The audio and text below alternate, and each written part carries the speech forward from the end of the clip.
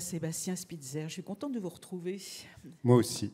Alors, Ces rêves qu'on piétine, Le cœur battant du monde, La fièvre en 2020, et là, La revanche des orages, et j'allais dire une fois encore, la grande histoire et la petite histoire. L'histoire d'un homme, et l'histoire d'un moment particulier que vous avez choisi. Et c'est...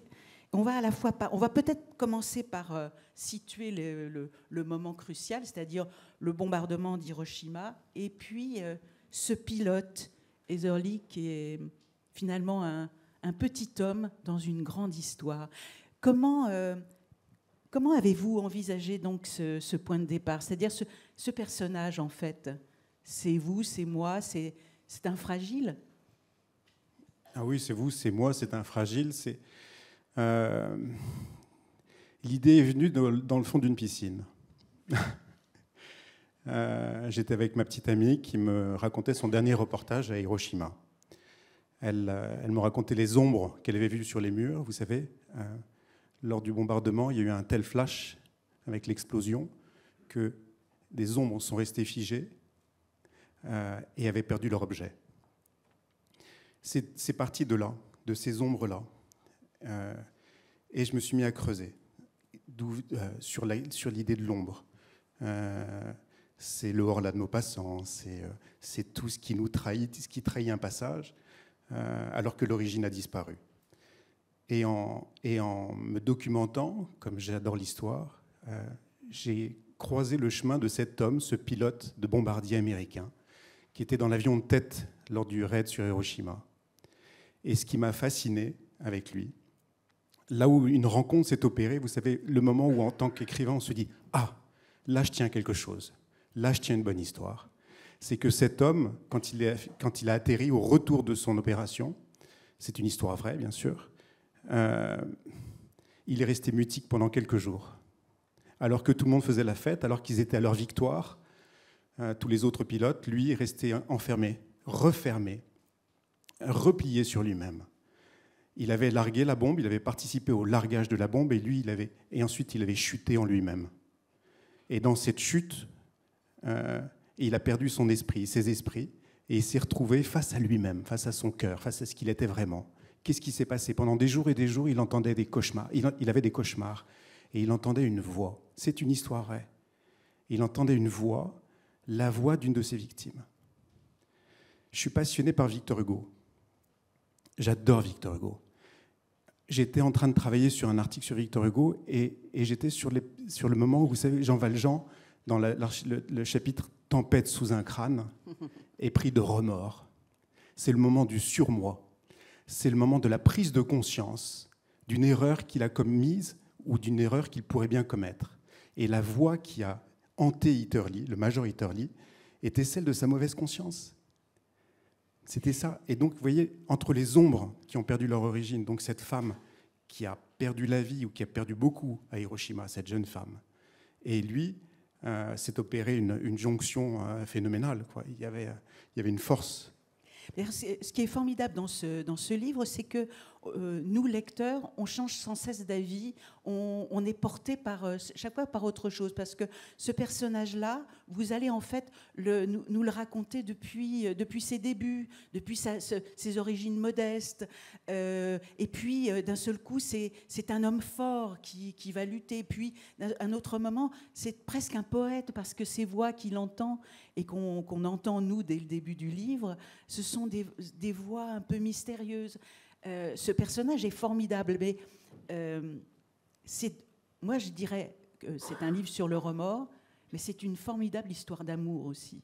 Et du coup, cette grande histoire qui rencontre la petite histoire, c'est au cœur de cet amour-là, d'un couple que vous l'avez tricoté. Oui, alors vous dites deux choses. C'est un livre sur le remords, oui, absolument, et la mauvaise conscience. Et comment cet homme va finalement... vous savez, c'est Émile Cioran qui disait que la lucidité, c'est le moment de l'éclairage suprême, c'est ce qui balaye toutes les illusions. Et cet homme-là, dans sa folie, sa folie positive, parce qu'elle lui a fait prendre conscience d'une réalité, qu'est-ce qui s'est passé? Qu'est-ce qu'ils ont fait? Est-ce que c'était nécessaire? Alors que 5 jours avant, il survolait, ce pilote-là, il survolait le palais de l'empereur, puisque c'était leur cible, faire plier l'empereur. Il survolait le palais et sans autorisation, il a largué une bombe qui est tombée juste à côté de l'empereur. Il a manqué son but et après, il a atteint un but qu'il dépassait et qui était, dont la justification est très douteuse. Donc, c'est un livre sur le remords et pour l'écrire, je me suis plongé dans Nietzsche, je me suis plongé dans Sioran, je me suis plongé dans ces penseurs du remue-ménage, quoi, de la pensée volcanique, de ce qui est au fond de nous, de ce qui est plus profond, le doute. Et de ce doute-là émergeait une histoire forte. Cet homme a bifurqué, a basculé. Et ce qui est intéressant, c'est le contrepoint. Votre question était en 2 points.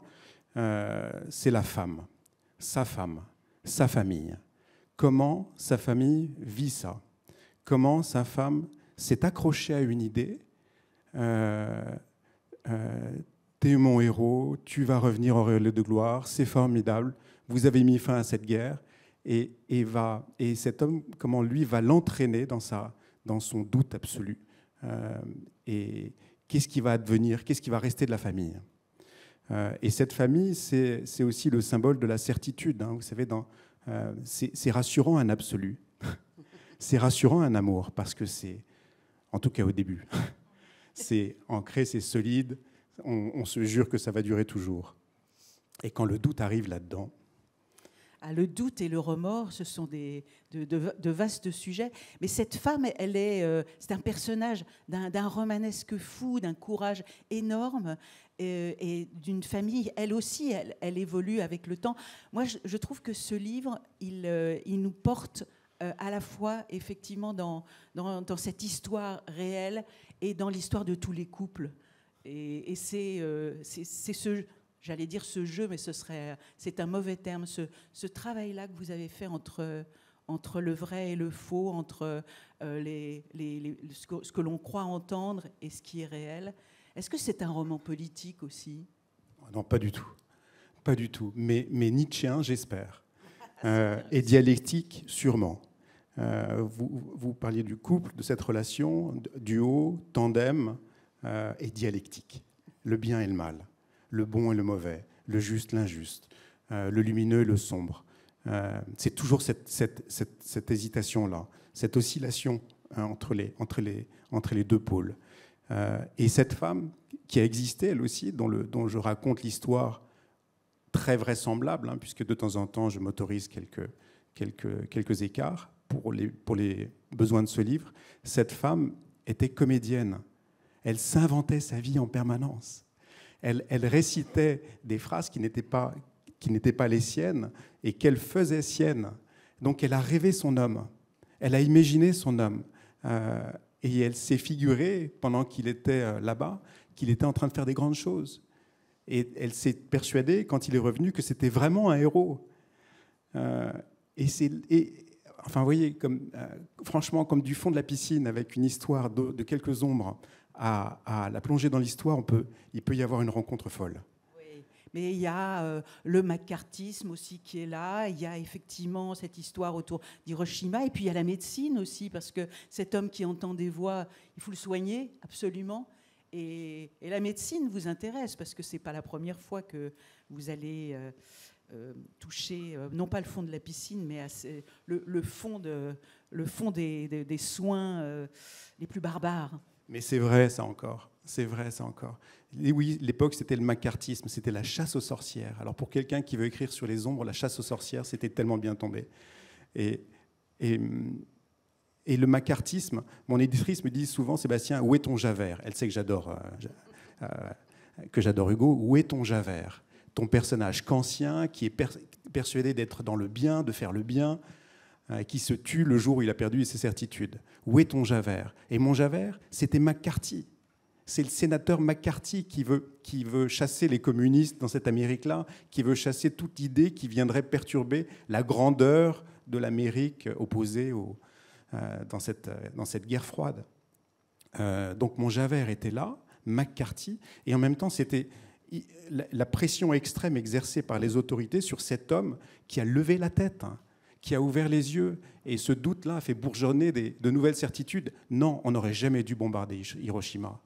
Oui, le Japon était exsangue, était à genoux. Non, on n'aurait jamais dû. Alors, ce n'est pas politique, ce n'est pas un livre politique, ce n'est pas historique. C'est l'histoire d'un remords, d'une prise de conscience et d'un homme qui relève la tête et que tout le monde veut faire taire. C'est intéressant aujourd'hui, que tout le monde veut faire taire. Alors, les autorités lui ont fait subir des internements d'office, lui ont fait des électrochocs, et pour qu'il se taise. Pour qu'il se taise. Alors le roman, car c'est un roman, hein, vraiment, et passionnant, ça commence comme ça. La gloire est un mensonge, une rouille d'illusions, poison, folie, et toi, t'es qu'un pantin grotesque, un seigneur de pacotille. Ça s'appelle La revanche des orages. J'avais plein d'autres questions à vous poser, Sébastien Spitzer. Ça passe très vite, mais c'est un roman. Merci. Merci beaucoup.